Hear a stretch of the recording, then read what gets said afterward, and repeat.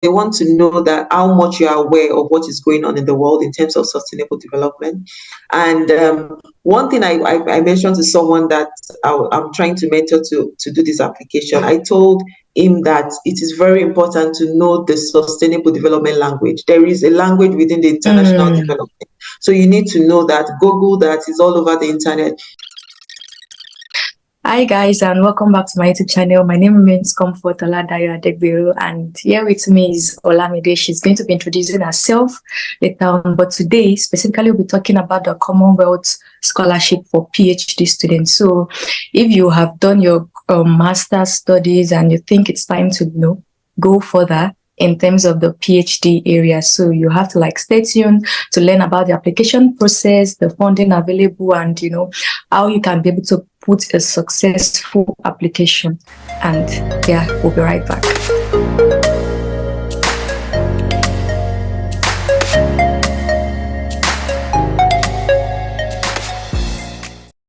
Welcome back, and we're not going to be wasting much time today. So let Olamide, introduce herself.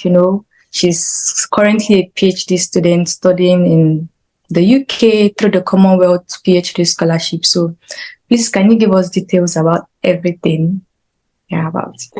Okay, thank you very much, Comfort. As Comfort has rightly introduced me, I'm Olamide Esho. Originally from Nigeria, so I'm here in the UK to take on my research in PhD in sustainable energy technology. I came in through the Commonwealth Scholarship, and also right now I'm currently researching on a novel wind catcher system that integrates phase change material. Just basically what I'm trying to investigate is to improve on the ventilation and passive cooling for hot climate buildings. How long have you been in the UK?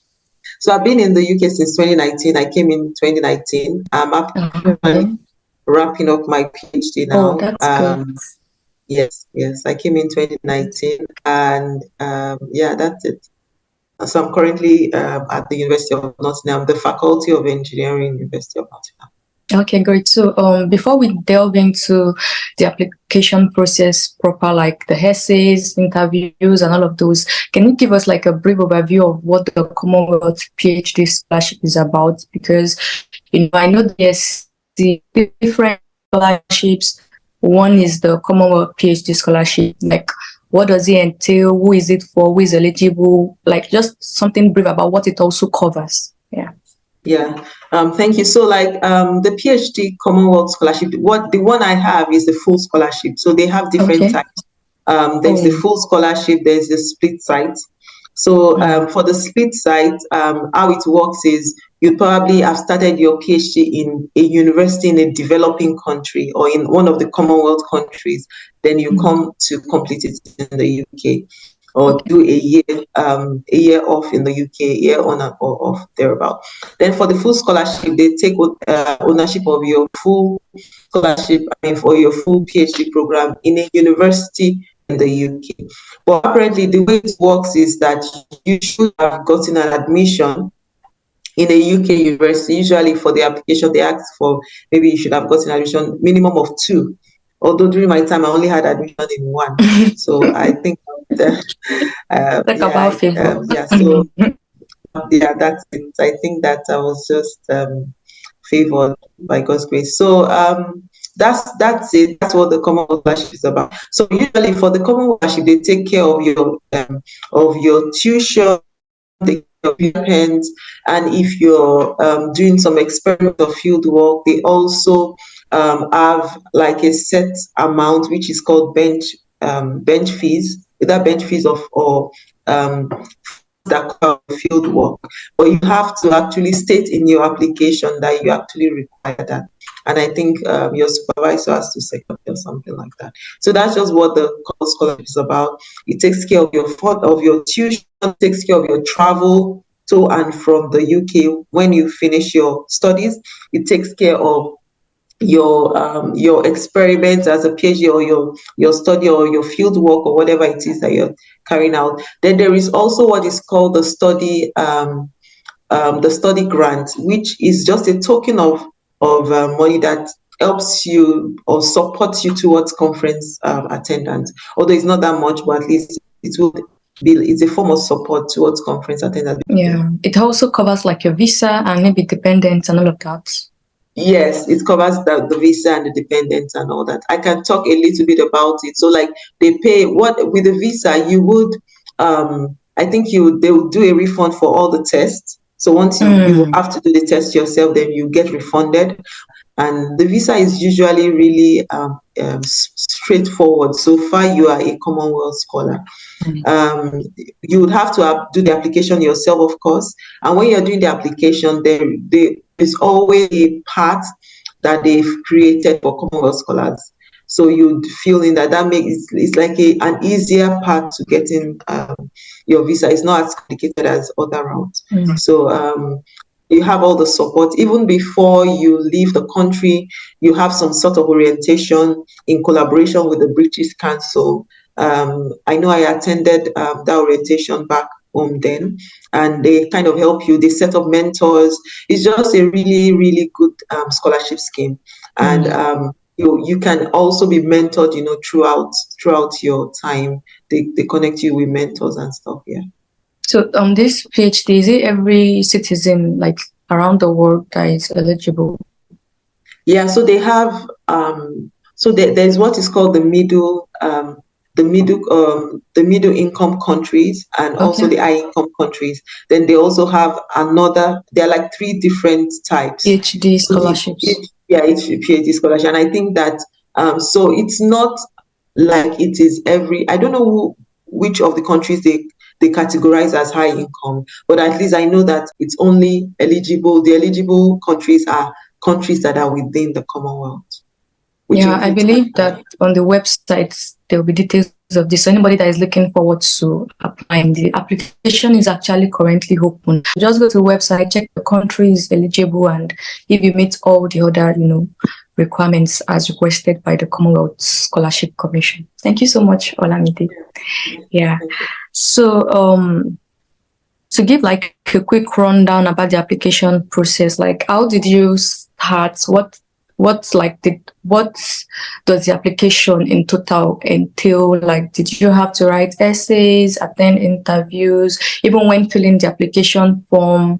Is it like you were allowed to apply for, is it more than one school? And were there like details you had to put in the application that you think supported you and made you like really, really stand out? Okay, what I remember is that if you want to do the application, it's good for you to prepare ahead of time. I think for me, I had applied to another scholarship. So I had all the necessary documents.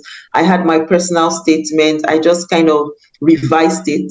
So I was already pretty prepared. So I would suggest that one tip is that if you want to apply for a scholarship, it's always good to prepare. You need to think hard because they really read what you put down.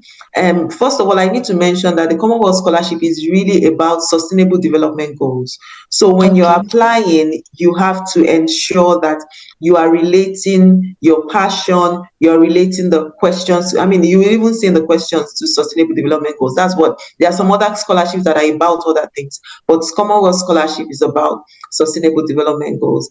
And one useful tip that I can give is that I know that every year or every 5 years, they focus on a particular aspect based on, I think it's also related to what the UN focuses on. In my own time, it was sustainable energy. There was a lot of focus on agriculture. There was a lot of focus on, I think, the girl child or something. I can't remember now. So for every 5 years, they have things that they focus on. It's not like they don't accept other sustainable development goal targets, but they focus on particular targets to meet that criteria and move on to the next range of sustainable development goals. Yes. So if you're going to be applying, they'll be asking you questions around that. So your answers or your essays should be around what you have done in sustainable development. And you know that for PhD, for a PhD candidate, it's a lot of more expectation than when you're applying for masters. So they expect that you should have had a few, leadership. How would I put it? You should have had some leadership positions that you have actually driven some of these sustainable development goals. It will be an added advantage to you. In my case, I was training professionals in energy efficient buildings and just to climate around climate change curriculum, energy efficiency and stuff. So I was training professionals around that, and I had evidence. I also had a link with some international organizations. So that kind of, I think, gave me a leverage. Then one very important thing was that before I started my PhD, I had actually started attending conferences and I'd had a few publications. Although I didn't work in the university. But if you work in the university, it's an added advantage because, of course, if you work in the university, you know that you have publications. I mean, if you have publications, and those are like expected things that would give you a leverage, and you should have I think you should have a very strong education background. But of course, you know, most people that apply for Commonwealth Scholarship have very strong education background. What you're looking for is that you want to look for something that makes you stand out. Stand out. And yeah, that makes you stand out. One thing that I think would make you stand out is what you have done. You use they must be specific, they must be attainable. I mean, the STAR, the achievable, smart, and yeah. the smart the smart what's the word now, the smart acronym acronym that you use for deliverables. So you must make sure that as you're writing your application, you're actually specifying in numbers, in percentages, in years, what you want to do out after the scholarship. One other thing that really, I think, really stands out about the Commonwealth Scholarship is that because the scholarship is for Commonwealth countries and sustainable development in Commonwealth countries, you have to actually project what you want to do when you go back home. Education is one very key part, especially for PhD scholars. How do you want to give back? How do you want to give back your knowledge? Apart from education, how would your research, or why do you want to do the research, and how can it benefit your country? How can it benefit your country in terms of improving on the sustainable development or getting to the sustainable development targets? So these are things that you must put in your application. And I think that those are things that really made me stand out. Then I think that one of the things, apart from the publications, was that I had a lot of awards, and I know that a lot of people too would have that. I mean, a lot of people will have that, but I feel those things that made me stand out were I was very specific about what I want to come back to do, passion for the subject. So I kind of talked about my story. That was how I projected myself. I talked about my story and what led me into wanting to do a PhD. And what led me into wanting to do a PhD in this specific subject, and how I can give back to my community when I go back home. So I think those are like the main things I can remember that I think would help you to stand out. Yeah, that's very good. I kind of have like I don't know if the questions are the same, but you know, I was Commonwealth shared for the masters, and I have like some questions. If you could just like give a bit about what you think is expected from those questions. Can I just like maybe mention? Yes, go ahead. I'll try my best to. There's a development impact statement that has like series of sections and series of questions. So the first one is what development issues at a global, national, and local level, and it should also connect it to a chosen Commonwealth Scholarship Commission development team and the wider sector. Okay, so I think it's kind of similar to what to the questions that were in my application. So for that, first of all, they want to know that how much you are aware of what is going on in the world in terms of sustainable development. And one thing I mentioned to someone that I'm trying to mentor to do this application, I told him that it is very important to know the sustainable development language. There is a language within the international development. So you need to know that. Google that, is all over the internet. You go to websites that are international organizations, try to check, you know, those phrases that they use. You may be saying the same thing, but there are phrases that are identifiable that would quickly stand out in your application. So in terms of, you know, that question, they expect you to have a global overview of the problem in your domain. You can focus on, you know, the problem in your domain, and also the teams. I think there are 5 teams that Commonwealth maybe 6 themes that Commonwealth focuses on and where your scholarship would fall under. So for your specific domain or your specific field or your specific research, you have to find a way to link to that, to the team that they have. And also, it's just the way PhD is. When you're writing your thesis, or for example, talking about your problem, you first of all start from a global perspective and you narrow it down to this specific thing, and that's exactly what they want. Start from the global perspective to maybe the global perspective to your national, that's your country, the specific problems that are in your country and the specific problems that are in the region. You have to know these terms. You have to understand that, maybe using words like you have a stakeholder management profiling, for example. Like, how do you profile your stakeholders, including the government? It could be good for you to actually mention specific government or specific organizations that you're already working with, or that you are aware or you intend to work with to achieve your goal. So I think this was how I answered my question. I mentioned specific names, and I also took it from the global perspective and narrowed it down in terms of development impact. So what development impact actually means is just simply how would your work impact on towards the sustainable development goal in your specific field for your specific region. This is all just what development impact means. Yeah, that's true. So there's a second part that says that explain how you intend to apply your new skills once the scholarship ends. I think you've kind of touched a bit about that, or do you have anything more to say concerning that? As I said, I know that transferring knowledge is a big deal for the Commonwealth Scholarship Commission.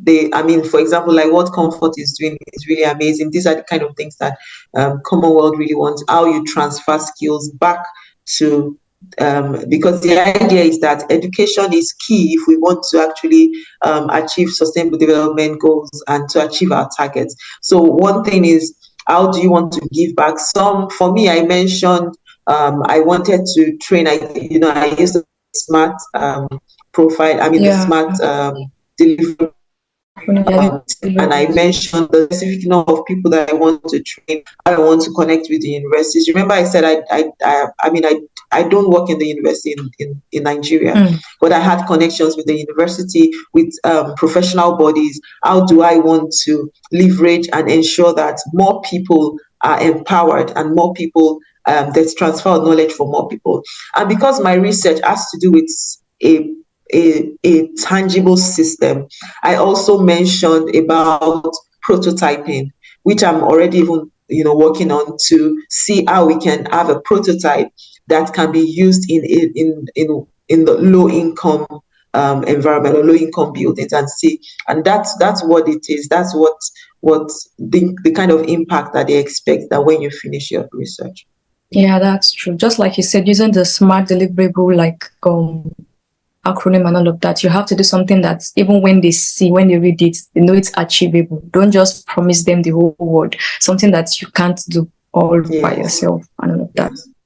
Thank you so much, Olamide. And there's also a part under the development impact essays that says that you should outline what you would expect to change in terms of development, like the outcomes you need to achieve, the time frame for the implementation, and the beneficiaries of what you'll be doing. So how to answer that question? I think the first thing is that you had already identified your global perspective and narrowed it down to the region. You would be kind of answering, how do you solve that problem, the problem that you had mentioned earlier in your application, and you'll be linking that. So it's like you're telling a story really from one point. If you really look at the way the questions are, it's like you're talking about the problem, then how do you talk about the solution? And of course, the solution is not going to be isolated. There will be beneficiaries. You must mention the group of people that would benefit. Are they university students? Are they the local community? Which kind of community? Where do you start from? Would you start from a village, or would you start from 10 number of people? Do you want to do a workshop, or you want to do a focus group to enlighten people? These are the things that they expect that you would you would put into your application when you want to apply. I think I've answered that question, right? Yeah. So, Yeah. thank Thank you so much. And there's also the second part of the application that talks about you should confirm what the award objectives are and how each of them will be met by the scholarship program. That is, like, how will the scholarship, the Commonwealth scholarship, like, benefit you? Like, what do you aim to achieve through this scholarship?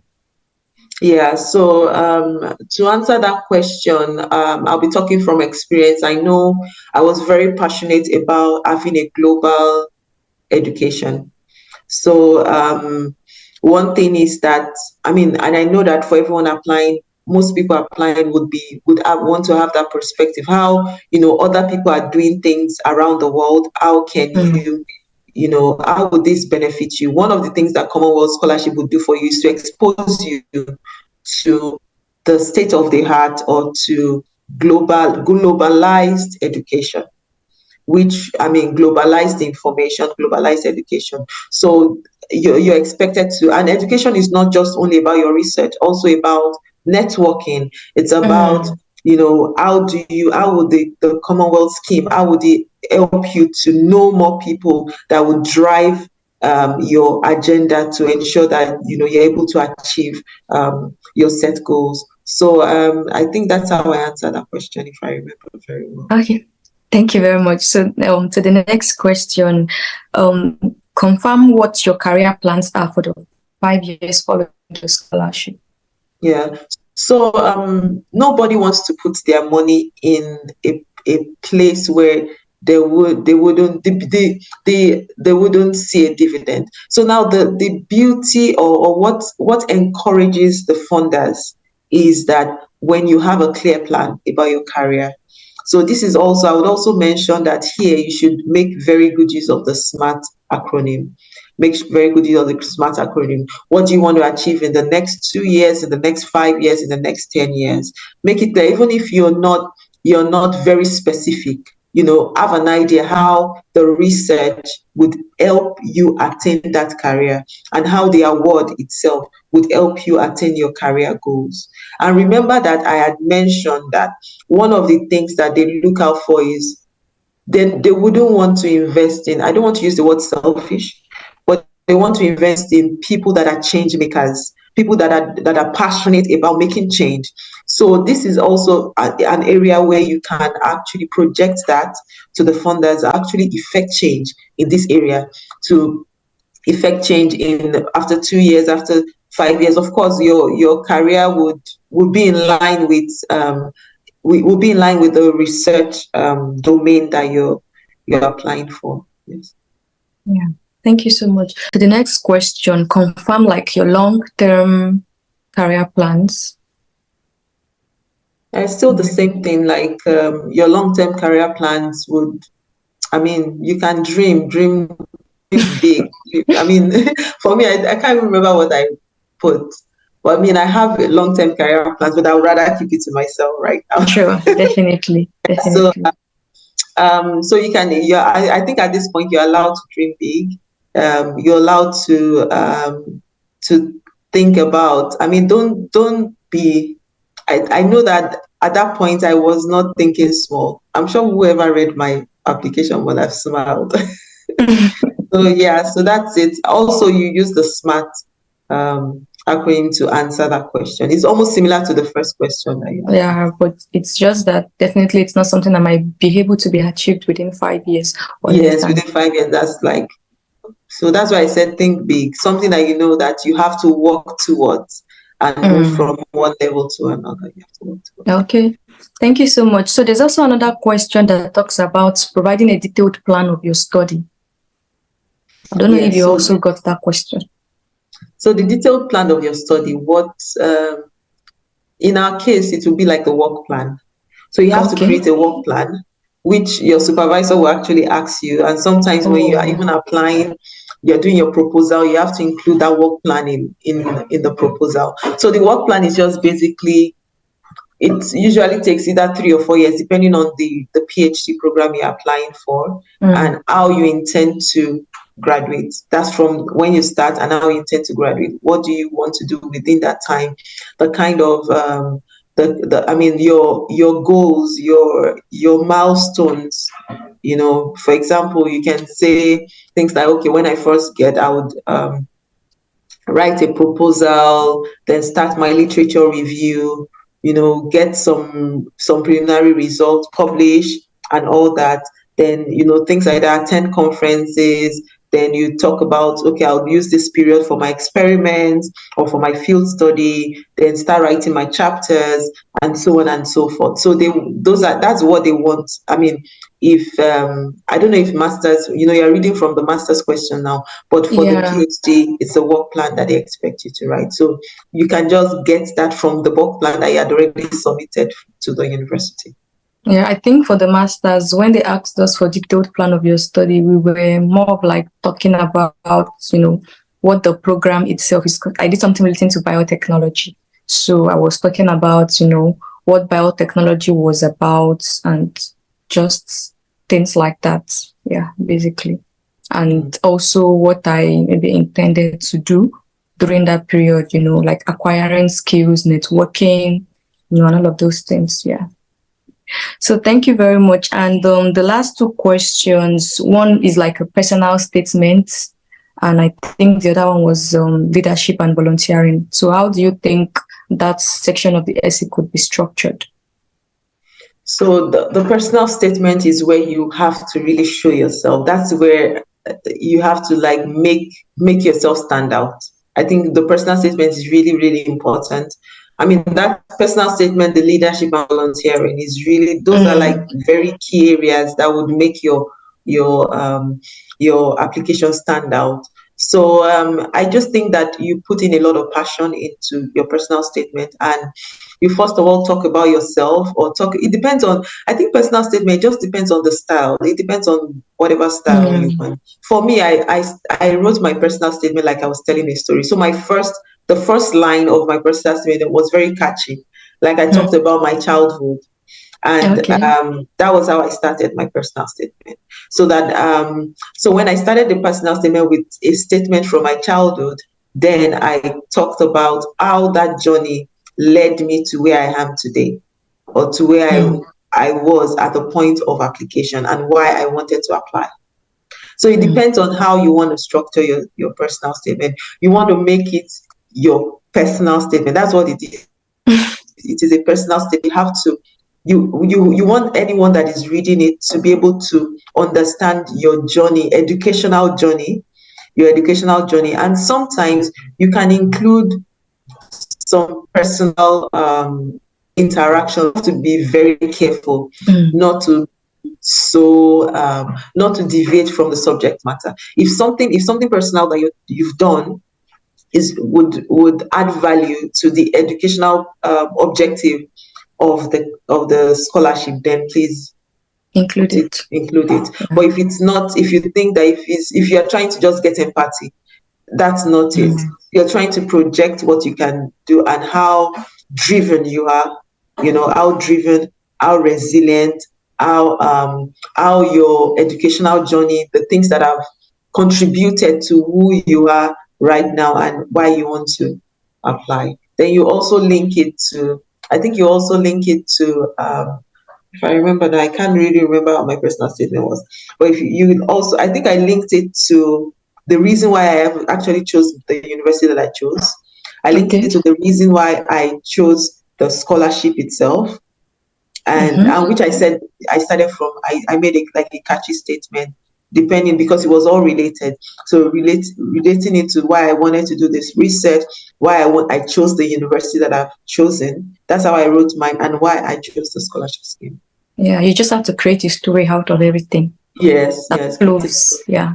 That flows. Thank you so in terms of leadership and volunteering, I'd done a lot before then, so it was quite easy for me to just put it in. I mean, it's just, I feel like that's the place where you just show yourself and brag a little bit.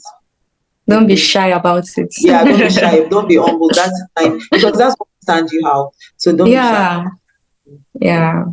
And I think even if you've done a lot, the way you structure it sometimes and the way you present yourself, it's not just about telling or saying what you've done. You have to like show it and let them know exactly what maybe the leadership position or the volunteering experience has added to you and what exactly you were able to achieve also maybe during that period you occupied position and all that. Yeah. Thank you so much, Olamide. And so for the PhD, when you submit, do you just submit the application to Commonwealth website, or you also like have to get nominated and interviewed and all of that? I know that what the system that they did was I applied online. So I applied online. I just used the link. I applied online, but you also have to be nominated by your nominating body. But that came after you have submitted your application. So the nomination was more like an interview.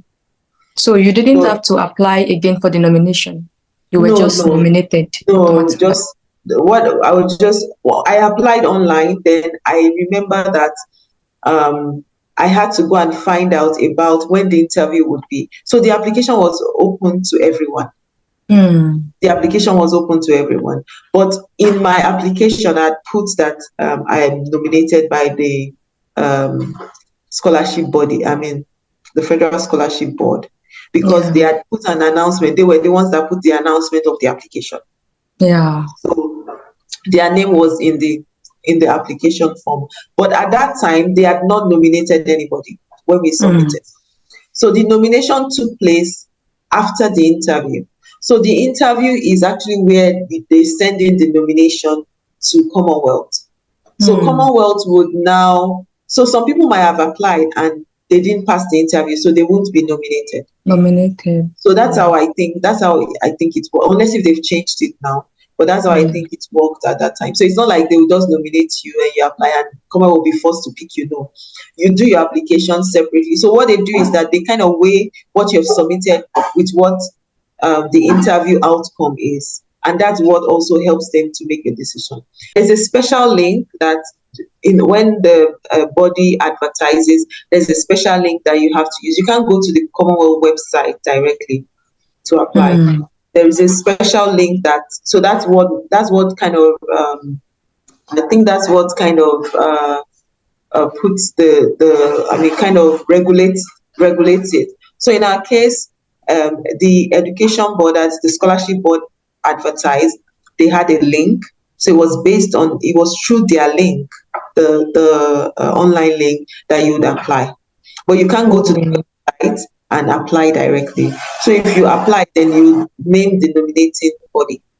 So, but technically, it's not like they have nominated anybody. You just have their separate links. So I think if that's because I know now that maybe there are other nominating bodies. So maybe each nominating body will have their own separate link or something like that.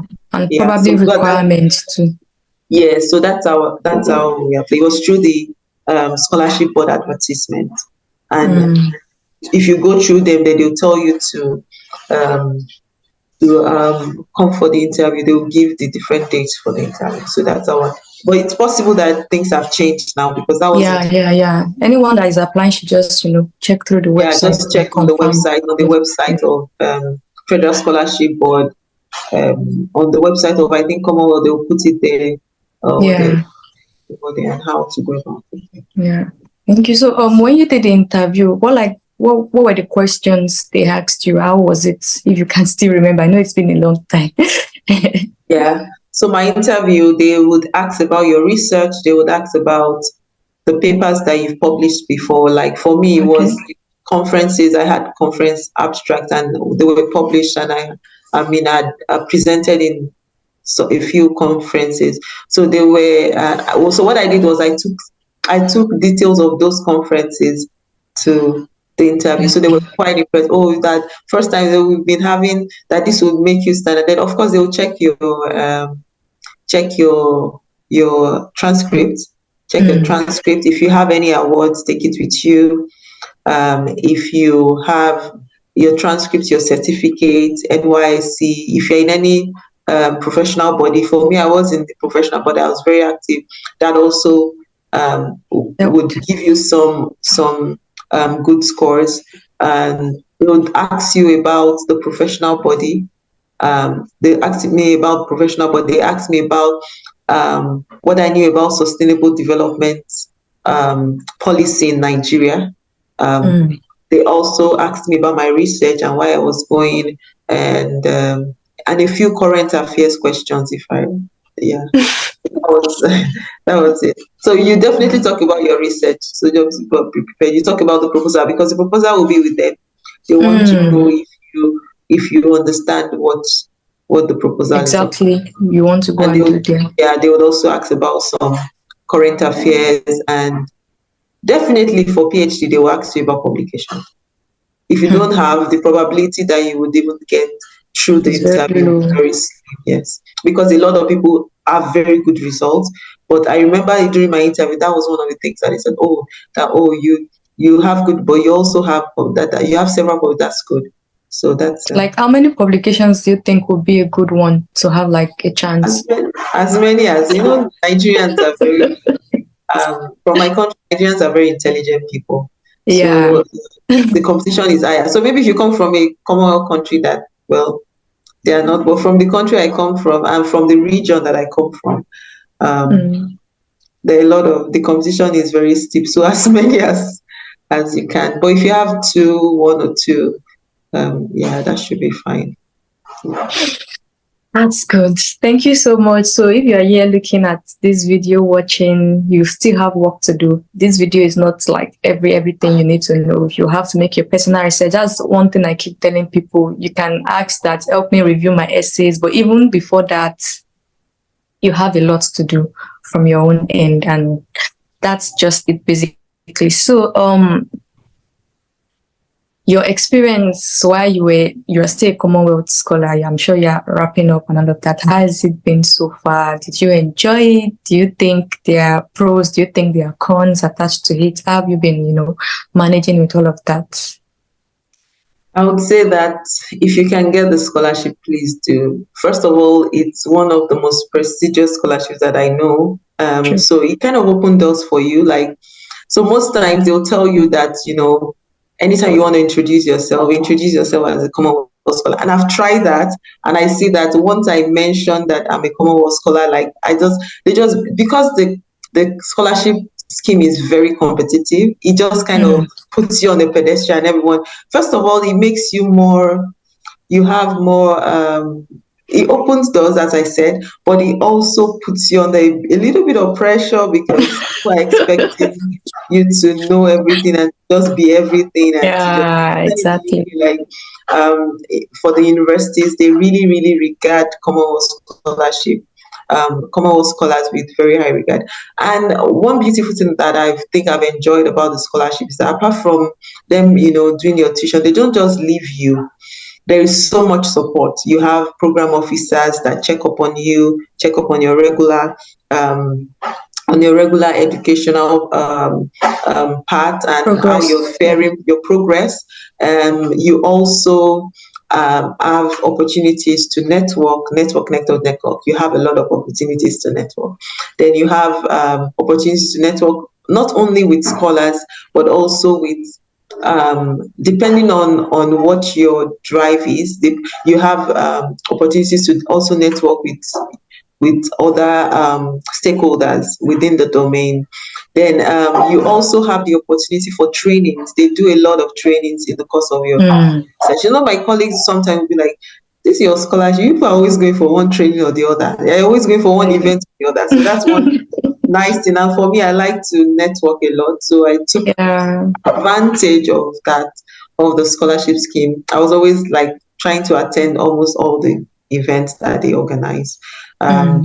Then you would also, of course, it's just a really, really good, it's been an amazing time for me being a Commonwealth scholar. I've had a very nice time. I don't think I would have traded it for anything. And I don't think that if I was not a Commonwealth scholar, some of the places that I've been to, the kind of people that I've met, the kind of platforms that I've been on, I don't think that I would have been there. So I'm really, really grateful, and I feel blessed. Yeah. Yeah, thank you so much. Thank you so much. So before we round up, just to give a summary and a recap of everything concerning the application process. You have to like check the website first and know maybe which nominating bodies are available and check how you can, reach out and submit your application to them. And also, you mentioned that you need to have like gotten an admission already to a UK university, right? Yes. Okay, and you need need the to have gotten supervisor. I think that I didn't mention that part of the supervisor. So of course, before you get even admission to a UK university, the UK university will request if you have contacted your supervisor, if you have identified a supervisor. So it's not like you just get the admission automatic. So that's one aspect that I did not emphasize on. I just said, Okay. you get admission. But before you get your admission, you should have contacted your supervisor, which means it's a bit different because if you are coming from outside the country, like I did, you have to have written your proposal. And also, one tip that I can give you to actually identify supervisors: speak with colleagues, speak with people that you know are already there, that are doing courses over there, to find out, is there any supervisor that you think is in line with my course? Go to the website of the university, search for the staff profile, check the supervisors, check their publications, see what if their domain is similar to what you want to do. Write to them by email. Some will respond, some will not respond. And I think that also depends on how you write the email. So if you write an email that is very catchy, that shows that one thing is that everyone wants to know, especially the professors and the supervisors, they want to know that you've actually checked out their work. Not like they really want to do the work for you, because the way the education system in the UK works is very independent. It's independent, so they expect that, have you checked that? Is this person, he or she, has he checked my publication? So you can mention some of the publications and some of the things that you find interesting in their work, and that's how you contact them. That's how I contacted my supervisor. So I was lucky that he responded and he was interested in my proposal, and I took it from there. Because for your UK application, your supervisor, whoever you have chosen, has to attest to your application to the university. So you can't. So it's all like connected. That's how. So sometimes you may not have identified a supervisor. Okay. Sometimes one way to get the admission is to call the university to say, I have this. I really want to come to your university. I'm doing an application, but I've not been able to identify a supervisor. Can you recommend someone? So they can tell you to write this person, or tell them, okay, and contact the supervisor if the supervisor is interested in taking a student to supervise. And so you just have to be proactive. For me, I did it both ways. I'd contacted my supervisor. I didn't get a response on time. I think I called the faculty and I said, well, I've contacted the supervisor. I'm trying to get in touch with him, and I think they told me, oh, he's on leave, that's why. So but kind of contacted and said, oh yeah, I'm interested, I saw it, but I wanted to wait till when I come back from my leave and all that. So you have to be proactive. I love this part that you just mentioned, because even left to me, I don't even think I was aware of the fact that you can call the university or the faculty so that they could at least, connect you with someone. That's a really good one. Thank you for mentioning it. And do you have to have completed the whole admission process to the university before submitting the Commonwealth Scholarship, or is something you can do like along the way? For me, I did it along the way, but you have to have had at least a notification of that you have the admission. So you have a notification. I remember that I think I submitted. Was it a provisional admission that I submitted? I think it was provisional. Maybe it was. I can't remember now. Maybe it was provisional. Then I changed it to. I've received confirmation of my admission. Yeah. I can't remember now, but I know that you can submit a provisional admission. You just check the criteria, because sometimes the criteria for application changes. Yeah. Changes, yeah. Changes, yeah. So that's good. So what advice or tip or word of encouragement would you like to give to those watching this video now, who are planning to or who are currently, because I know the application is open at the moment, who are applying and planning to come to the UK, how do you think they should prep their minds and, also put in like a good application at this point? Yeah, I would say that start early. Start early. Read your application, read and read, give people to proofread. One thing that is totally unacceptable in the UK is typo errors and just grammatical errors, because you're coming to an English speaking country and you don't want people to start correcting your application. It puts them up because they have to read several applications. So make sure that you avoid typo errors. Make sure you make your expression very clear in your application. You let your what you're trying to portray to whoever is reading it. Put yourself in the shoes of the person that will be reading your application. Do you think this? Don't assume that they would know. Don't assume that they would know. Then, as I said, coming to the UK, the education system is an independent study kind of system. Of course, if you're going to do a PhD, you already know that. So prepare your mind that, you probably you would have a supervisor that would support you, but you're not going to be spoon-fed. Even as a master's student, you're not going to be spoon-fed. It's a different education system. And to maximize your time, I would say that interact with people. When you're here, interact with people, because education is not just about the four walls of a building. It's also about interacting with different cultures. And luckily in the UK, there are different cultures that are here. There are different people from all over the world. So it's an opportunity for you to expand your mind, expand how you interact with people. It also helps in the way in your global education, mindset. So that's one way to maximize your time. And as a Commonwealth scholar, when you get the scholarship, make sure you attend all the events. It's nice. Or attend as much as you can. Don't say that you just focus on your PhD and focus on your PhD. Try to network. It's very important. I think it's really a good point. Yeah, because that was how I got to meet Olamide. Yeah, we sat on the same one. Yeah, exactly. Yeah. Wow, it's been a really good time. Yeah. Thank you so much for all of these wonderful tips. And I'm sure that anybody that's currently watching this is going to, pick good value. And I hope I'm able to put out the video early enough. Yeah, I hope so. Yeah. So and again and again, do your research, watch the video, ask questions. If I can answer them at the comment section, I will. And just if you know someone too that has gotten this scholarship before, don't be shy. People are quite busy, but also do your work, so it will not be as if you're pushing all of the load on them. Even if you're asking people to review your essays, be sure you've done a really, really good work. Honestly, it makes people sick, or current scholars sick, when they have to review essays and they're like, what is this?